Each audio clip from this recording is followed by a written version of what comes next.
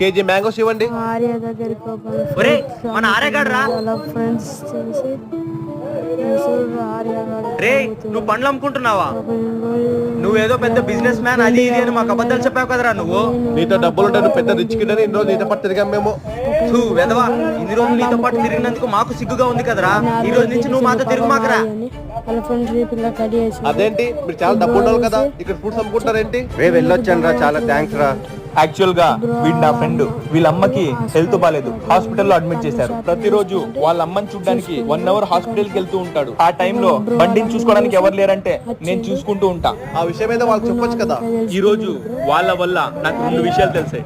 ఒకటి, వీడికి హెల్ప్ చేయడం వల్ల నాకు చాలా సంతోషంగా ఉంది. రెండోది, వాళ్ళు నన్ను కాదు నా డబ్బును చూసి ఫ్రెండ్షిప్ చేశారన్న విషయం నాకు అర్థమైంది. అవునా?